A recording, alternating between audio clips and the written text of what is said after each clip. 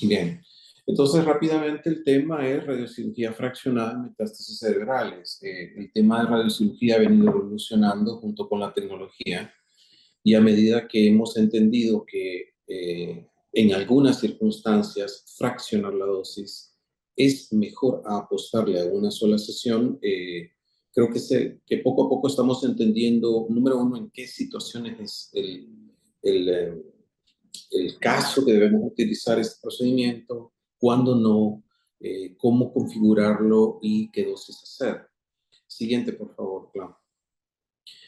Nuevamente, los criterios para tratar la enfermedad cerebral metastática siguen siendo muchos de los originales, siguen siendo los mismos. El paciente debe estar de preferencia con un primario controlado, tener un KPS de más del 70% y entre una a cuatro metástasis, porque en estos casos es cuando hay mayor probabilidad de sobrevida.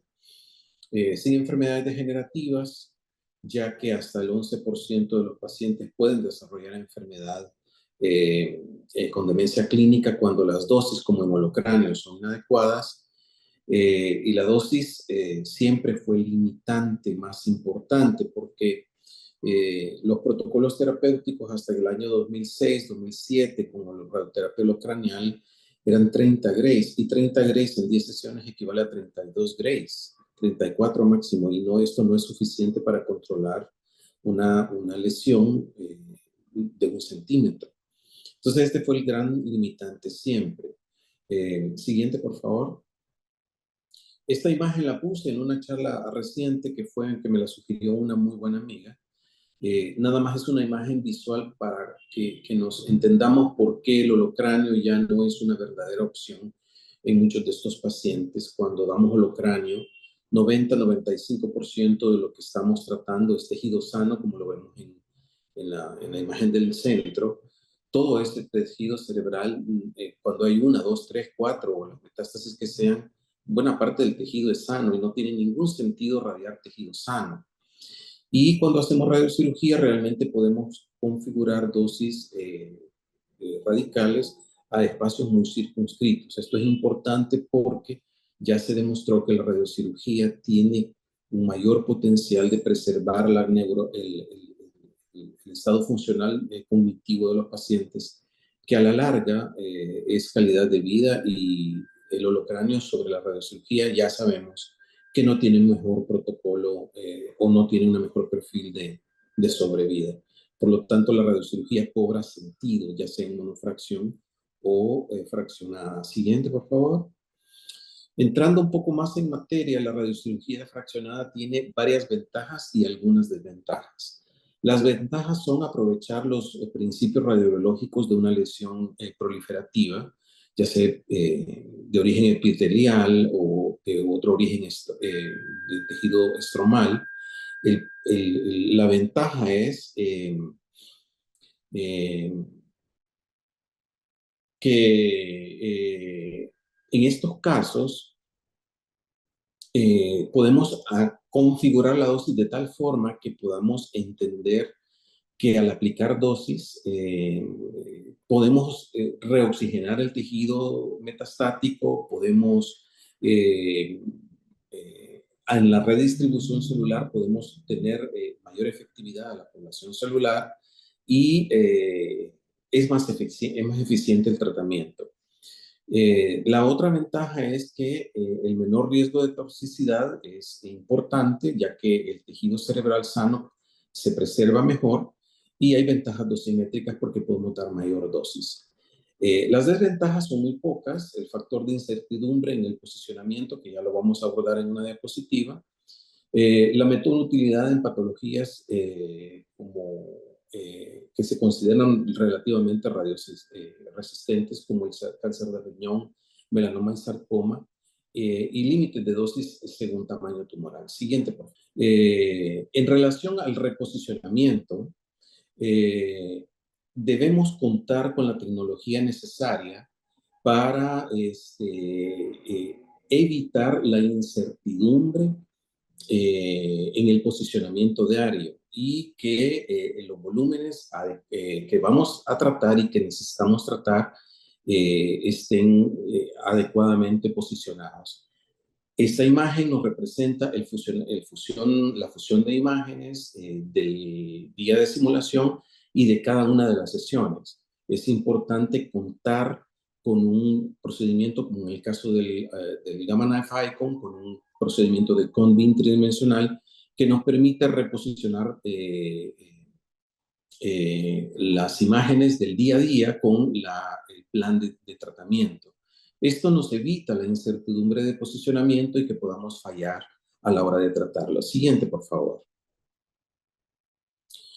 En relación a los factores radiobiológicos, estos son los principios que ya mencionaba, la redistribución, que consiste en radiar en fracciones las poblaciones celulares en la fase G2M, que es la fase más radiosensible, la reoxigenación al morir poblaciones celulares oxigenadas y permitir que otras que están hipóxicas accedan a la adecuadas saturaciones de oxígeno permite que poblaciones celulares radiosresistentes se conviertan en poblaciones celulares que responden a dosis adecuadas. Y por último, la repoblación celular, es decir, las nuevas generaciones de células cancerosas son eliminadas de acuerdo a que vamos avanzando en las diferentes fracciones. Siguiente, por favor. Las indicaciones propiamente son lesiones de 3 centímetros de diámetro o menos de 10 centímetros cúbicos, ahí hay un error de escritura. Lesiones voluminosas adyacentes, cuando están dos lesiones muy cercanas a menos de 2 centímetros de distancia, porque si escogemos monofracción para este tipo de lesiones, la dosis, al sumar la dosis de las dos, puede haber demasiada dosis en el tejido cerebral que está entre las lesiones. Esto puede condicionar un cierto grado de toxicidad inaceptable para este paciente, sobre todo si estamos en áreas elocuentes. Las lesiones localizadas en hemisferios parietal-temporal, que son más propensos a sufrir toxicidad, lesiones cercanas a áreas elocuentes como el tallo, la cápsula interna, el aparato visual, áreas motoras, etcétera, etcétera. Siguiente, por favor. La justificación radiobiológica. En el cuadro, básicamente, quiero que veamos las diferencias que hay entre dosis fraccionada y monofracción y la dosis que recibe el tumor y la dosis que recibe el tejido sano. Con una dosis única de 18 grays, la equivalencia de esa dosis es de 42 grays, con una equivalencia al tejido cerebral sano de 75 grays. Eso es muchísima dosis si damos en monofracción. Ahora, en la medida que nosotros comenzamos a fraccionar las dosis en 3 y 5 sesiones, aumentando la dosis total, nosotros podemos tener equivalencia de dosis a tumores similares o iguales con una diferencia al tejido sano significativamente menor. Por eso es que fraccionar la dosis tiene lógica y tiene un beneficio directo en la toxicidad y en el efecto tumoricida a la lesión. Siguiente, por favor. Este es un primer estudio, vamos a ver 3 o 4 referencias bibliográficas en donde se colectaron 73 pacientes, de los cuales tenían 103 lesiones en total. Aquí tenemos dos gráficas, sobrevida con respuesta verificada y control local con la misma respuesta verificada. En la medida que a estos pacientes se le dio un esquema de fraccionamiento de 3 dosis, puede notarse que en ambas curvas, en sobrevida global y en control, o en sobrevida con control local, fueron superiores a los esquemas de fraccionamiento único o de volocráneo, que significativamente, con P's significativas, están de forma inferiores en la gráfica. Siguiente, por favor. Otra referencia bibliográfica de 72 pacientes con 182 lesiones, 28 a 30 grays en 5 fracciones. Tenemos una diferencia en relación al tamaño del total de las lesiones de 3 centímetros y de menos de 3 centímetros. La sobrevida global y el control local para estos pacientes con lesiones voluminosas fue superior cuando las lesiones medían menos de 3 centímetros y cuando eran mayores de 3 centímetros se les daba dosis fraccionada. Tanto el control local como la sobrevida libre de enfermedades. Eso es exactamente lo mismo en el estudio anterior. Siguiente, por favor. Este otro estudio, que es un metaanálisis de varios estudios de dosis fraccionada versus monofracción, vemos que en la mayoría de pacientes el control local fue superior en la mayoría de estudios de dosis fraccionada que en las de monofracción. En este metaanálisis se demostró que cuando fraccionábamos la dosis en lesiones voluminosas, había un mayor control tumoral porque se daba mayor dosis al tumor y menor cantidad de efectos secundarios o de toxicidad cerebral. Siguiente, por favor. Y finalmente, este último otro estudio que repite la metodología de los estudios anteriores, es un estudio fase 2 con incremento de dosis y evaluación de toxicidad.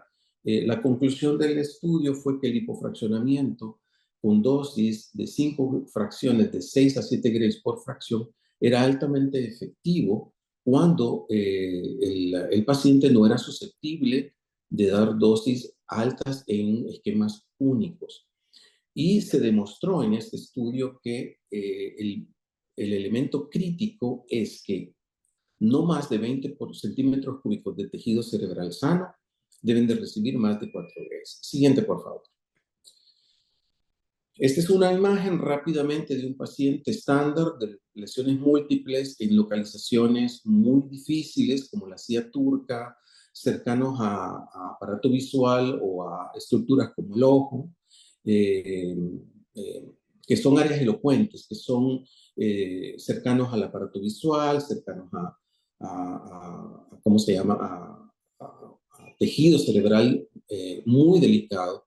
En este tipo de casos, sobre todo en lesiones voluminosas, es mejor fraccionar, es una mejor idea aprovechar el efecto que vamos logrando dosis a dosis para poder disminuir la dosis a tejido cerebral delicado y poder mejorar el control tumoral. Siguiente.